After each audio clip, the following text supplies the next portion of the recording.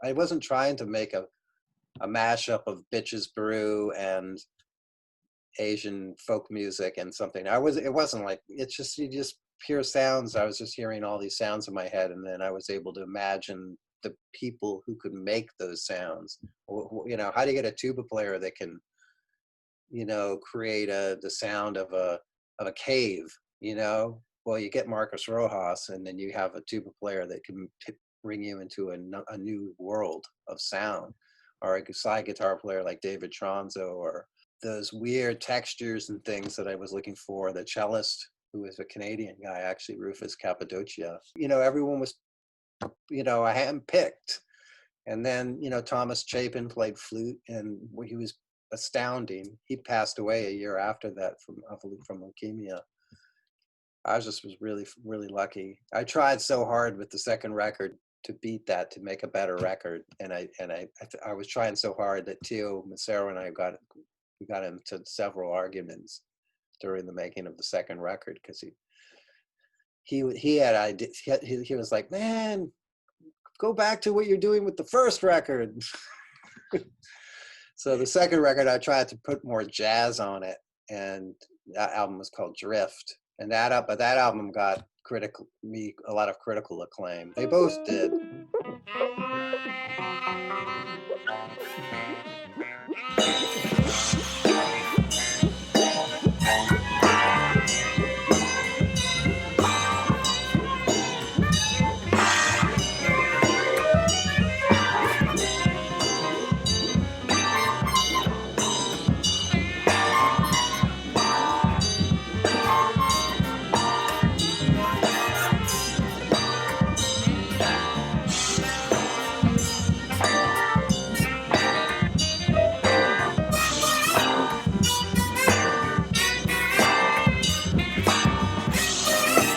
I thought I was going to be, you know, I'd get a manager and be touring all over the world, because the albums were so critically acclaimed. When all the critics say this is a work of a master and these albums are best albums of the year, maybe it was just not my time, you know. I was very fortunate in other respects. I did a lot of albums with different little labels, and you know, those albums all from that. I feel like there's the Kingdom of Champa and Drift period, and then everything after that, and whatever I'm doing now is the next thing that's going to be better than whatever I did that I thought was my best work, which is, I'm always thinking like, now I'm going to do something even better. But I think those first two records, it's all there, and then everything else after that are sort of kind of they're branches off the tree. You like to go way out on those branches, though. I know. Yeah. And I mean, it's like all part of music. It's all part of trying to make good music. We talked about your first concert in the Cap Jazz series was with Vancouver band Amour de Cosmos, and then Hellbent was probably the next project that you brought to our stage, which was. I think actually, it may have been very early 2008. I did Amour de Cosmos, and then I think I did Hellbent in around 2010. It was 2010, yeah. Yeah. And that's a pummeling band. Yeah. Yeah, that was brave of you to book Hellbent. That's also like what I felt was like my most balls to the walls, like almost like punk jazz energy, where, you know, you're just going kind of crazy. And I think that's interesting, because the way that we were playing in that style, that tuba driven, super percussive music is very popular now. I mean, Shabaka Hutchins is from England, and he's gotten famous playing this music. And I was like, well, what I did that, I was doing that 10 years ago. Yeah, there you go. And it's like, we just didn't have time. We didn't have enough, you know, people on the dance floor, like, dancing for us.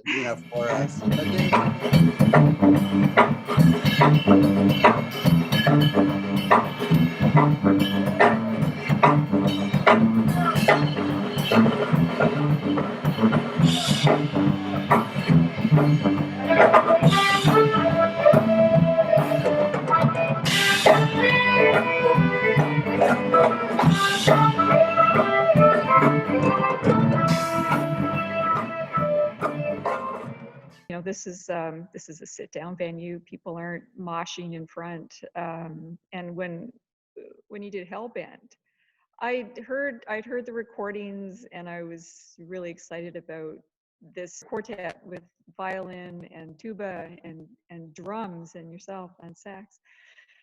But the drummer was so loud at Cap. Like, I thought, oh my God, the audience are gonna they're gonna freak. Like, they're not gonna be able to handle it. I didn't know what was gonna happen, but they loved it. Like, lots of standing ovations. It was a big highlight. For me too. You've got a really good, loyal audience base in Vancouver that are really willing to go on your journey with you, and it's always a pleasure. Which I want to get to what you're currently working on. Obviously, it's a strange time in history, and especially for artists right now. But you're not able to perform live gigs. Has it been a creative time for you? The last gig I did was at Smalls with Ben Allison's quartet, and I just had such a great night. I was so happy to be there playing with my friends, and then when everything shut down, I didn't even pick up the saxophone for about 2 weeks. I was feeling quite optimistic. I thought that maybe we would be, flatten the curve and be back at playing again in June. And so as the things, I didn't think it would hit New York as hard as it did, and then it was shocking, after 9/11 and Hurricane Sandy, and then it's like, oh, what more could happen? But New York, is resilient, and we're seeing where it's going to happen. But I have been more worried the last few weeks about all the small businesses, and especially those smaller clubs and places I like to play. It took us by surprise how fast it hit North America. Obviously, all of us, and it all seemed, by mid-March, all of us were in lockdown and everything was shutting down. And it was mid-March. I had most of my 2021 season planned as if the world was normal still. And we've got plans to bring you out, Michael, in November of this year. We hope you'll be able to make it. At this stage, it's nothing. There's no certainty or predictability with this virus. But I want you to talk about the new Canadian art ensemble. And as I said, we hope to get you here in November, but we'll certainly reschedule and get you here when it's safe. But maybe tell us a little bit about this band, who's in the band, and how it came together, and what we can expect. Well, I've been teaching with Jerry Grinelli at his workshop in Halifax for 4 years. Jerry had become a Canadian citizen, and he really wanted to try to get a regular thing going in Canada. And since he and I, were playing every summer and then not playing for that much, occasionally he might come through New York, but I hadn't had it. I only worked with him in Halifax, and then I suggested Peggy Lee for the workshop.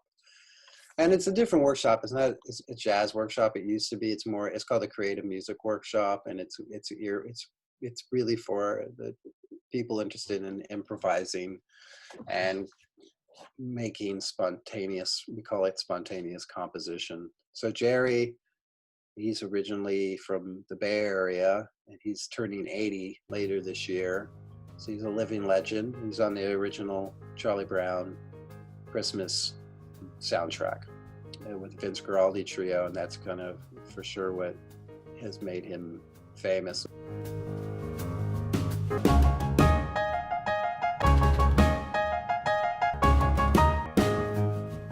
He's just been a great band leader and composer, and put out a lot of amazing records.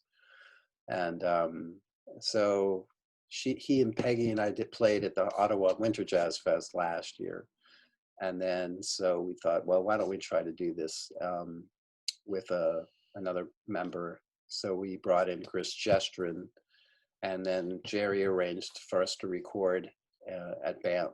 And we made the record in 2 days. and put all the music together and made it and pulled it off. And so our November 6th gig it would be our album release.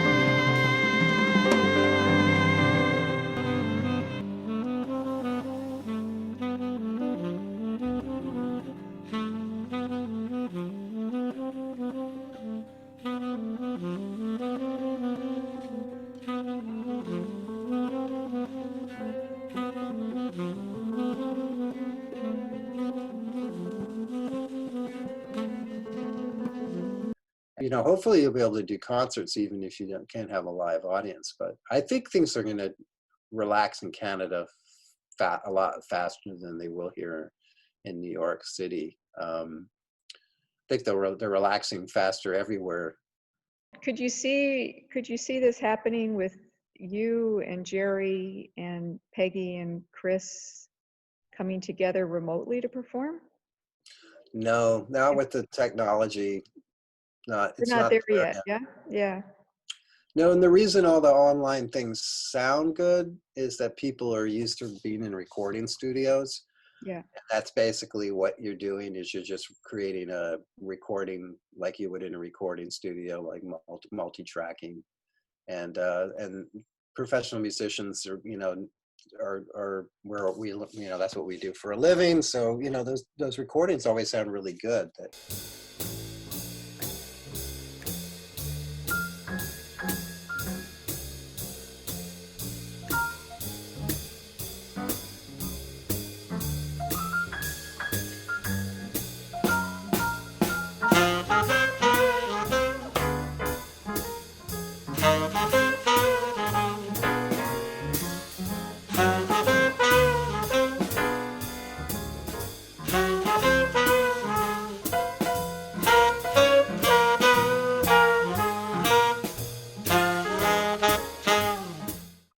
It's so much easier to do everything remotely when you're by yourself.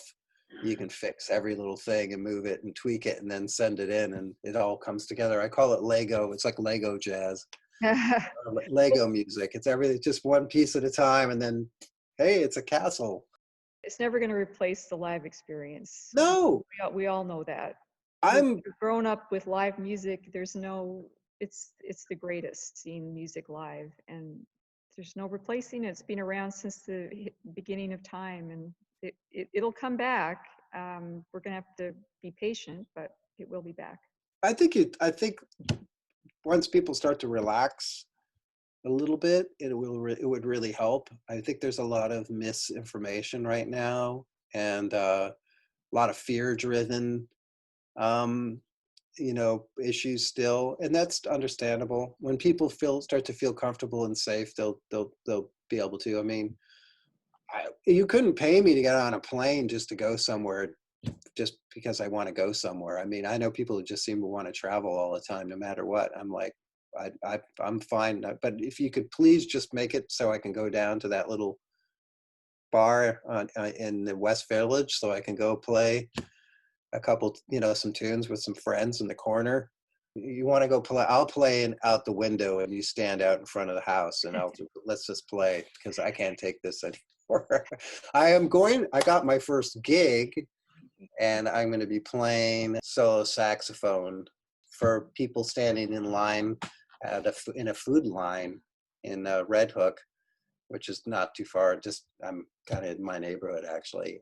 There was one other project I wanted to finish with, because you sent me a great clip that we'll include.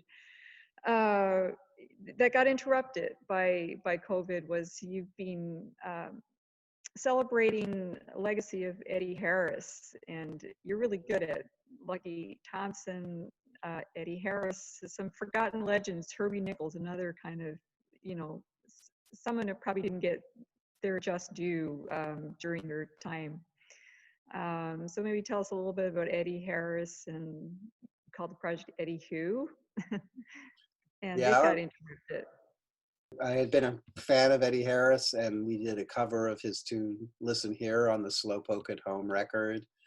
And I always, had listened to him. He's because he always played this really cheerful music and grooving music and very positive energy. And he was the first saxophone player to really work with electronics. And he did it really tastefully and really well.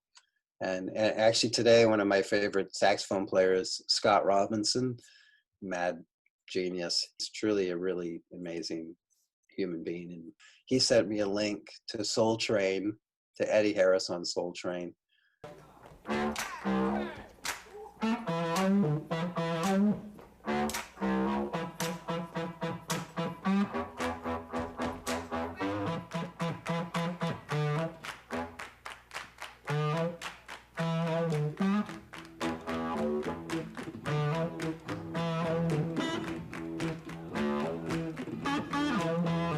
It's just very mainstream, Chitlin circuit, music is music made for Black people and dance music. And, but it did cross over, and he had some hits. And among jazz musicians, he's really, really highly respected and quite well known, because he did he really was very, very popular.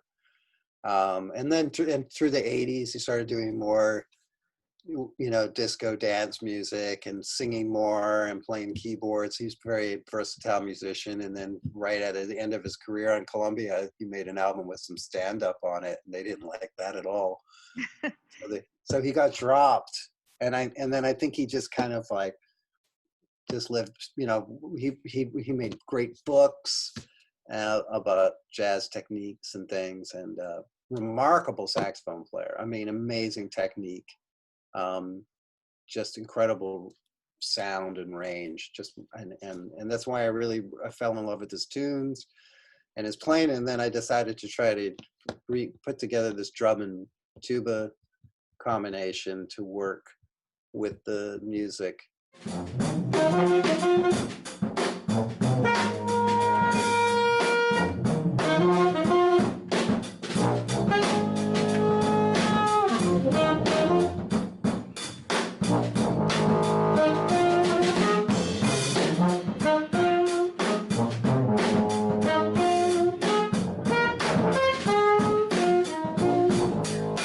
I thought I'll keep it small and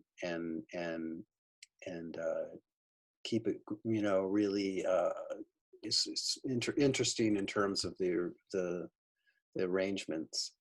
And so we were all ready to go with that, and we were interrupted. And hopefully I'll be able to get it done. I wanted to make a live record of that band. So fingers crossed. Yes, that this will pass. This will pass. Hopefully, I think we're in for a summer of it. And everyone keeps looking to the fall, that maybe by the fall things will start to be more normal.